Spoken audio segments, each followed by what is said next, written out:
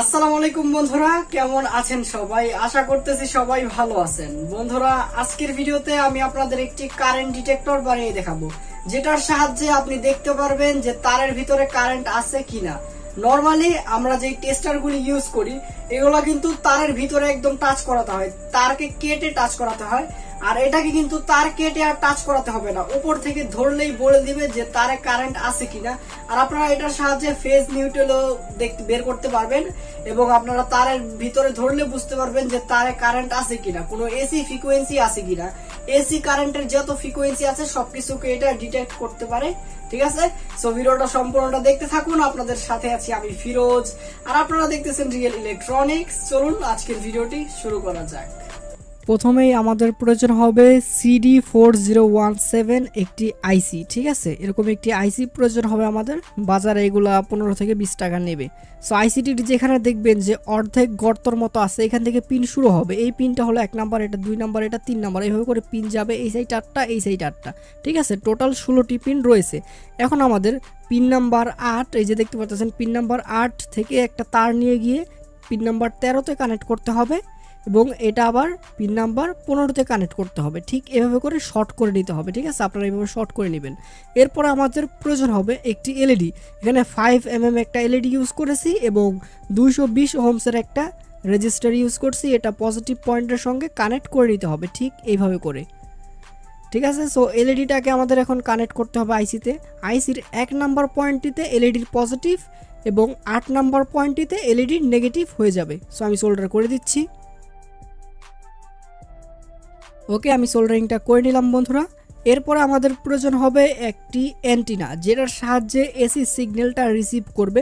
এখানে আমি কিছু কপার ওয়্যারকে একসাথে পেঁচিয়ে এরকম একটা অ্যান্টিনা বানিয়ে নিয়েছি। আপনি চাইলে ইলেকট্রিক ওয়্যারও ইউজ করতে পারেন, তামার সেগুলা। এখন যে এই অ্যান্টিনাটি আছে, এটা আমাদের আইসিটির 14 নম্বর পিনটির সঙ্গে সোল্ডার করে নিব। সো এই যে আমি সোল্ডারিং করে নিলাম। দেখতে পারতেছেন, আপনারা এরকমভাবে সোল্ডারিংগুলো করে নেবেন, একদম ইজি কিন্তু। এখন ইনপুট কানেকশন দেখুন, ভোল্টেজের নেগেটিভটা আমাদের আইসিটির 8 নাম্বার পয়েন্টের সঙ্গে হবে আর পজিটিভ পয়েন্টটা আমাদের 16 নাম্বার পয়েন্টের সঙ্গে হবে, একদম শেষের পয়েন্টই। ঠিক আছে, এবং আমাদের একটি সুইচও লাগবে, on off switch, main power on off করার জন্য। ঠিক আছে, সার্কিটটাকে অন অফ করার জন্য। তো এই সুইচটাকে আমাদের আইসিটির 16 নম্বর পিনটির সঙ্গে সোল্ডার করে দিতে হবে। সো আমি সোল্ডার করে দিলাম। আরেকবার বলে দিচ্ছি যে ইনপুট ভোল্টেজ কোথায় দিবেন। ইনপুট ভোল্টেজ পজিটিভটা এই সুইচে কানেক্ট করে দিব, যেটা আমরা এই যে আইসিটির 16 নম্বর পয়েন্টে কানেক্ট করলাম। আর যে নেগেটিভটা আছে সেটা আমাদের এই যে আইসিটির যে 8 নম্বর পয়েন্ট আছে, এলইডি নেগেটিভ কানেক্ট করলাম, এখানে নেগেটিভ দিয়ে দিব। ঠিক আছে, সো এখানে 9 ভোল্ট পাওয়ার দেওয়ার জন্য অবশ্যই একটা 9 ভোল্ট ব্যাটারি কানেক্টর প্রয়োজন হবে। সো এটার সাহায্যে পাওয়ারটা দিব। সো যে পজিটিভ পয়েন্টটা সেটা এই সুইচে কানেক্ট করে দিলাম আমি। আর যে নেগেটিভ পয়েন্ট আছে, এই যে নেগেটিভটা আমাদের এই যে আইসিটির 8 নাম্বার পয়েন্টের সঙ্গে সোল্ডার করে নিতে হবে। সো এই যে আমি সোল্ডারিংটা করে নিলাম। ঠিক, ওকে। এখন আমাদের প্রয়োজন হবে একটি 9 ভোল্ট ব্যাটারি। এগুলো 35 থেকে 30 টাকা নিবে, আরও কমেও পাওয়া যায় অনেক দোকানে। সো এই ব্যাটারিটা এখন কানেক্ট করে দিব। ওকে, কানেক্ট করে দিলাম। এখন একটু টেস্ট করে আপনাদের আমি দেখাচ্ছি। এই দেখুন বন্ধুরা, এখানে কিন্তু কারেন্ট আছে। এই দেখুন, এটা তারের কাছে নেওয়ার সাথে সাথে এটা কিন্তু ইন্ডিকেট করতেছে। আর এটা দেখতে খারাপ লাগতেছে, অত সুন্দর লাগতেছে না। চলুন এটার জন্য একটা ফ্রেম তৈরি করা যাক বা বডি তৈরি করা যাক। সো এটা বডিটা তৈরি করার জন্য আমি এখানে পিভিসি পাইপের শিট ইউজ করতেছি। আর আমি আমার প্রয়োজন মতো সব কিছু ছোটো ছোটো করে সাইজ করে কেটে নিয়েছি। এই দুইটা হলো উপরে এবং নিচের জন্য। ঠিক আছে, উপরে এবং নিচের জন্য। আর আমি কেটে নিয়েছি প্রয়োজন মতো। এবং আরও 4 টুকরো শিট লাগবে, এগুলা 4 সাইডে লাগানোর জন্য। ওকে, আপনার প্রয়োজন মতো আপনি কাট করে নেবেন। এখন এগুলাকে সুপার গ্লু দিয়ে সুন্দর করে একটা ফ্রেম আকারে বানিয়ে নিতে হবে।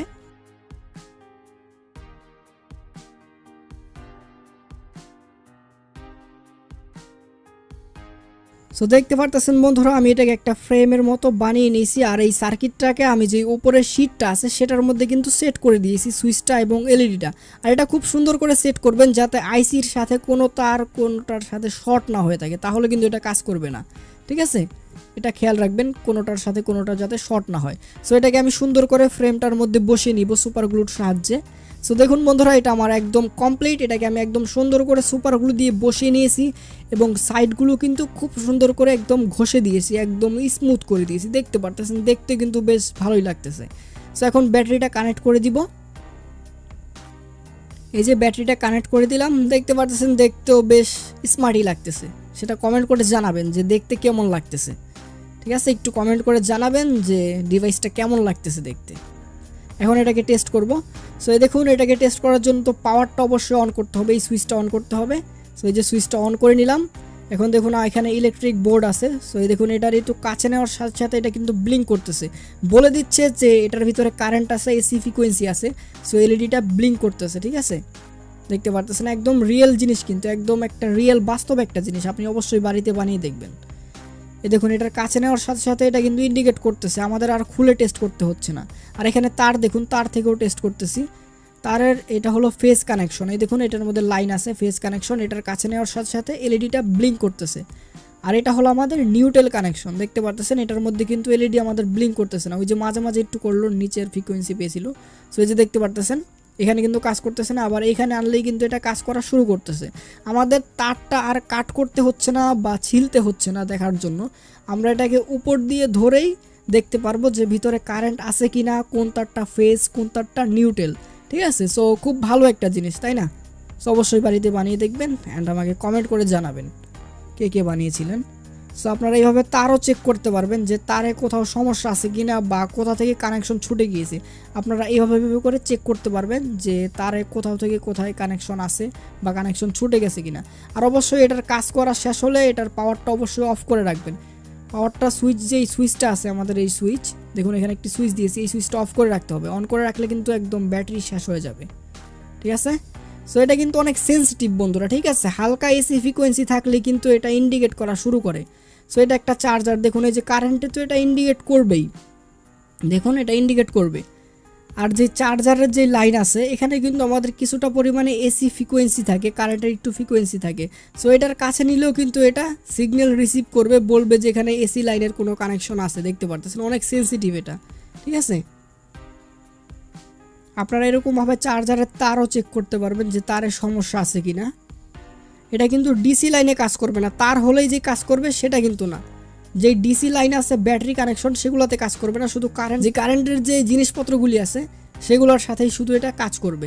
ঠিক আছে, আমি আশা করব বন্ধুরা আপনাদের কাছে আজকের এই ভিডিওটি ভালো লেগেছে। বন্ধুরা যদি ভিডিওটা ভালো লাগে অবশ্যই ভিডিওতে একটি লাইক করে দিবেন, কোনো কোশ্চেন থাকলে সেটা কমেন্ট করে জানাবেন, এবং ডিভাইসটা কেমন লেগেছে সেটাও কিন্তু কমেন্ট করে জানাবেন। চ্যানেলে নতুন হয়ে থাকলে চ্যানেলটি সাবস্ক্রাইব করুন, এন্ড ফেসবুক থেকে দেখে থাকলে ফেসবুক পেজটা ফলো করে নিন। ঠিক আছে, তাহলে কিন্তু ইউনিক প্রজেক্ট আরো পাবেন ইনশাল্লাহ। সো দেখা হচ্ছে নতুন কোন এক ভিডিওতে। এই পর্যন্ত সবাই ভালো থাকবেন, সুস্থ থাকবেন, আল্লাহ হাফেজ, এবং ইনশাল্লাহ নেক্সট ভিডিওতে ইউনিক কিছু আসতেছে।